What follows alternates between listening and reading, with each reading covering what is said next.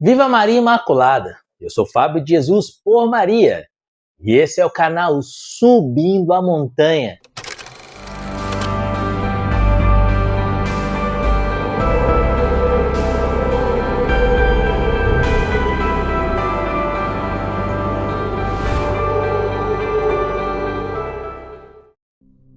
Palavras de vida eterna, o pão da palavra no seu dia a dia, porque não só de pão vive o homem, mas de toda a palavra que provém da boca de Deus.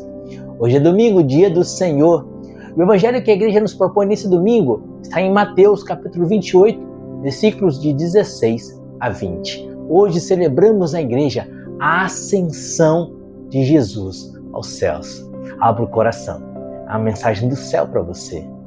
Pelo sinal da Santa Cruz, livra-nos Deus, nosso Senhor, de todos os nossos inimigos. Em nome do Pai, Filho e do Espírito Santo. Amém. Os 11 discípulos foram para a Galiléia, para a montanha que Jesus lhes tinha designado. Quando o viram, adoraram-no. Entretanto, alguns hesitavam ainda. Mas Jesus, aproximando-se, lhes disse: Toda a autoridade me foi dada no céu e na terra. E depois ensinai todas as nações. Batizai-as em nome do Pai, do Filho e do Espírito Santo. Ensinai-as a observar tudo o que vos prescrevi. Eis que estou convosco todos os dias, até o fim do mundo. Palavra da salvação. Glória a vós, Senhor. Queridos, nesse evangelho, Jesus se despede dos seus apóstolos, mas ao se despedir e ir embora, ascendendo aos céus, subindo aos céus, elevando-se aos céus em corpo e alma, ao ir embora, ele permanece. Ele vai, mas ele fica. É o que ele diz no versículo 20 do evangelho de hoje. Eis que estou convosco todos os dias até o fim do mundo. Que mistério é esse? Jesus que ascende aos céus, que sobe aos céus, mas ao mesmo tempo que permanece conosco.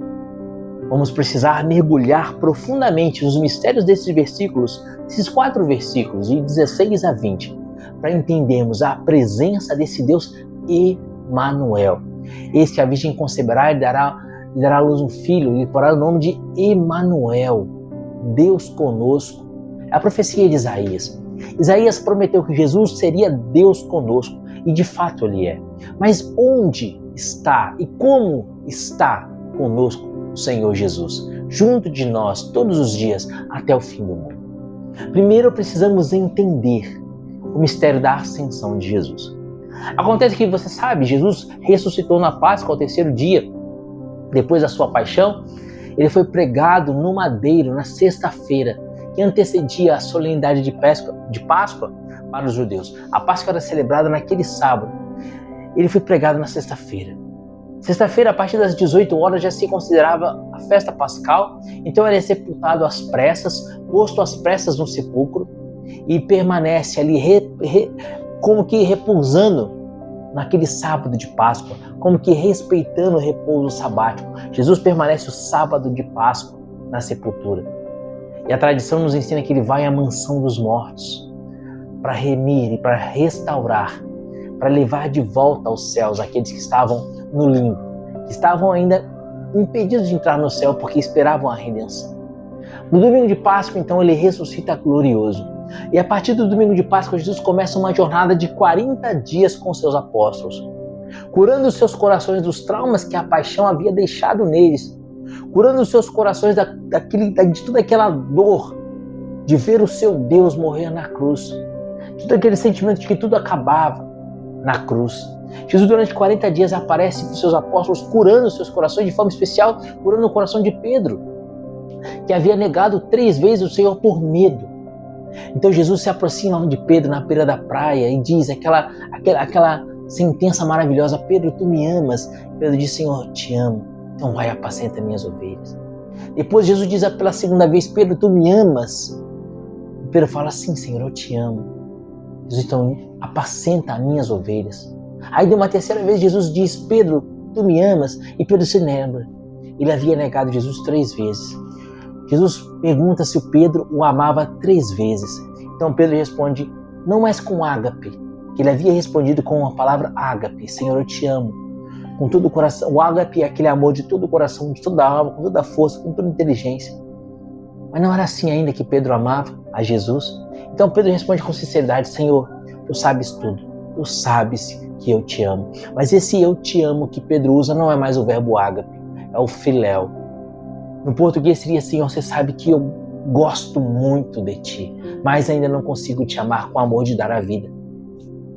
Então Jesus diz a Pedro, não se preocupe, Pedro, você vai me amar com o amor de dar a vida. Eles vão te amarrar, te levar para onde não queres ir. Jesus anuncia que Pedro haveria de morrer mártir, dizendo para Pedro, calma Pedro, você vai me amar com o amor de dar a vida. Então, por enquanto, apacenta as minhas ovelhas. Assim Jesus curou o coração de Pedro, Jesus curou o coração dos apóstolos naqueles 40 dias.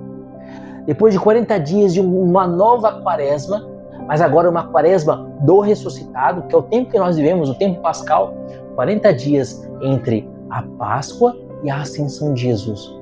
Após passados esses 40 dias, Jesus retorna aos céus, se despede dos seus apóstolos, vai embora, mas ele fica.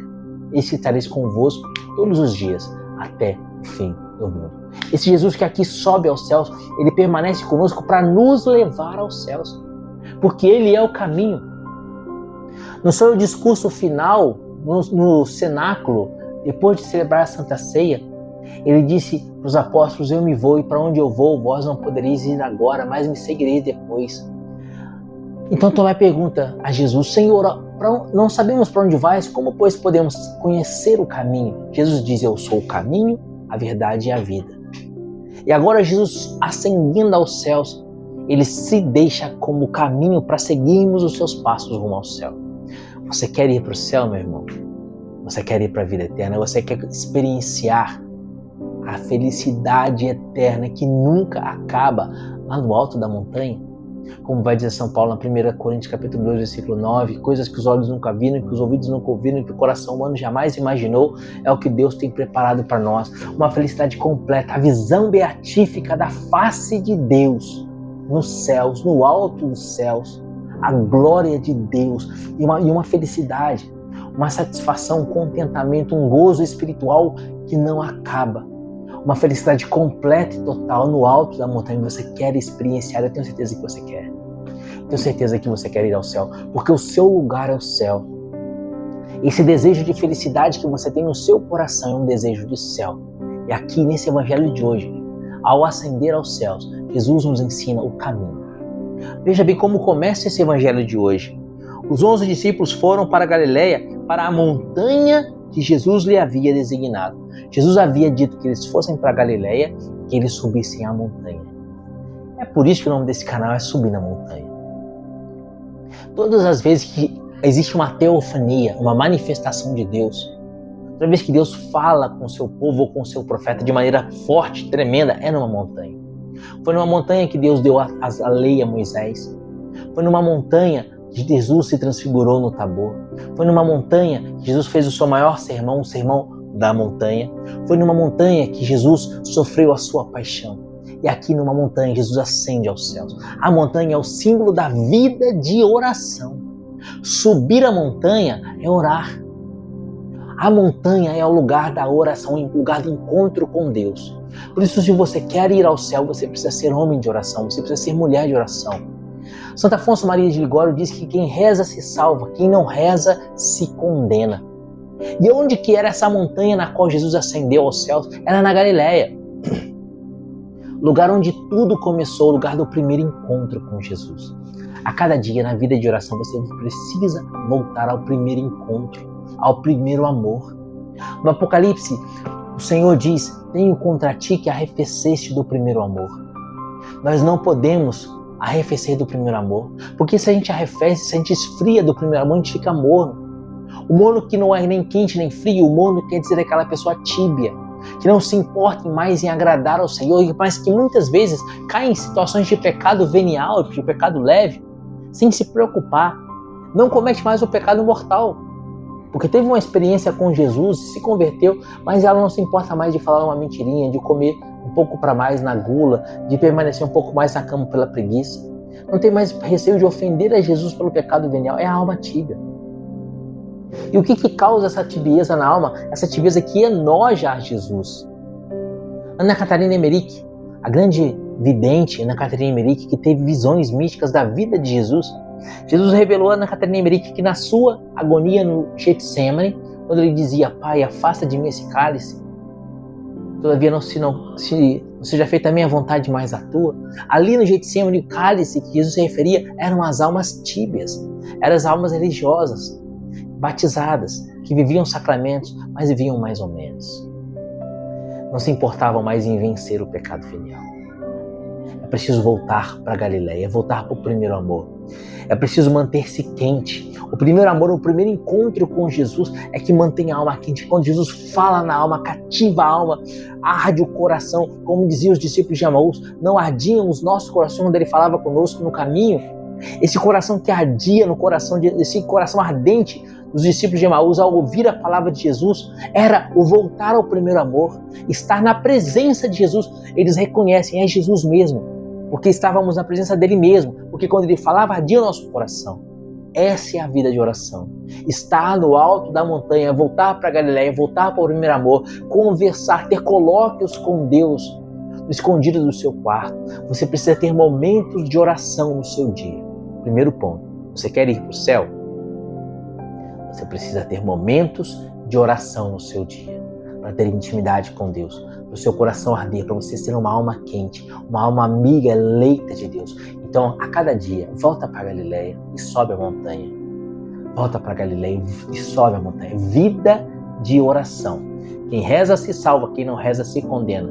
Santo Afonso de Ligório, doutor da igreja, no livro A Oração. Os 11 discípulos foram para a Galileia, para a montanha que Jesus lhes havia designado. Segundo ponto, Jesus havia designado aquela montanha, obediência. É preciso obedecer a Deus, e obedecer a Deus sobretudo nos 10 mandamentos. O que Ele nos manda: amar a Deus sobre todas as coisas, guardar, não tomar seu santo nome em vão, guardar domingos e festas, honrar pai e mãe, não matar, não pecar contra a castidade, não furtar, não levantar falso testemunho, não cobiçar a mulher do próximo, não cobiçar as coisas alheias, os 10 mandamentos. Eles foram para a montanha que Jesus havia mandado. Precisamos obedecer aquilo que Deus nos manda. E Deus nos manda simplesmente por mandar. É porque Ele sabe que a vivência desses mandamentos é a trilha para o céu, para o alto da montanha, para a vida eterna.